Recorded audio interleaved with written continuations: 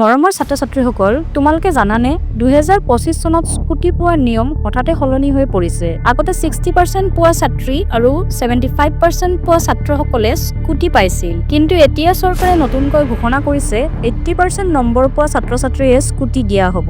এই সিদ্ধান্ত পৰীক্ষাৰ ফলাফল অহাৰ পাছত লোৱা হৈছে। অৰ্থাৎ নিয়ম পঢ়ি মনত ৰাখি পৰীক্ষা দিয়া ছাত্ৰ-ছাত্ৰীৰ বাবে এইটো এটা অত্যন্ত অবিচাৰ। এই বছৰৰ পৰীক্ষাৰ ফলাফল অহাৰ আগে বহু ছাত্ৰ-ছাত্ৰীয়ে নিয়ম অনুসৰি স্কুটিৰ বাবে আশাবাদী আছিল। ছাত্ৰীসকলে 60% লৈ নিশ্চিত আছিল আৰু ছাত্ৰসকলে 75% লৈ। কিন্তু এতিয়া ঘোষণা হৈছে 80% পোৱা ছাত্ৰসকলেহে স্কুটি পাব। পূৰ্বতে এই নিয়ম নাছিল আৰু এইটো বেকডেটত নিয়ম সলনি কৰা বুলি ক'ব পাৰি। এইটো কেৱল অনাৰ্য নহয়, আইনীভাৱে অপৰিকল্পিত সিদ্ধান্ত।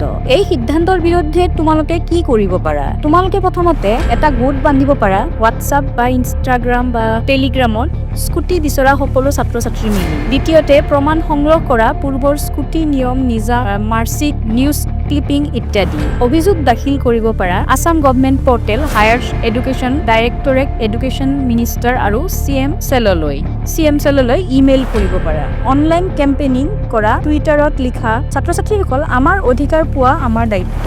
তোমালোকে ইউটিউব, ইনষ্টাগ্ৰাম, ফেচবুক এইবোৰৰ কথা শ্বেয়াৰ কৰা। এক্সপ্লেইন কৰা কিয় এইটো আদাৰ বেটছৰ ক্ষেত্ৰত প্ৰযোজ্য হ'ব লাগে, 2025ৰ ক্ষেত্ৰত নহয়। সকলোৱে চেঞ্জ অৰ্গেনাইজেশ্যন পিটিশ্যনখন সাইন কৰা। আছামিজ ষ্টুডিঅ' এই ভিডিঅ'টো শ্বেয়াৰ কৰা। যদি চৰকাৰে এই অভিযোগ উপেক্ষা কৰে তেনেহ'লে শান্তিপূৰ্ণ প্ৰতিবাদ কৰা, কাহিলীপাৰা বা CM অফিচৰ বাহিৰত। আইনী পদক্ষেপ ল'ব পাৰা, যেনেকে পাব্লিক ইণ্টাৰেষ্ট PIL গুৱাহাটী হাইকোৰ্টত দাখিল কৰিব পাৰি।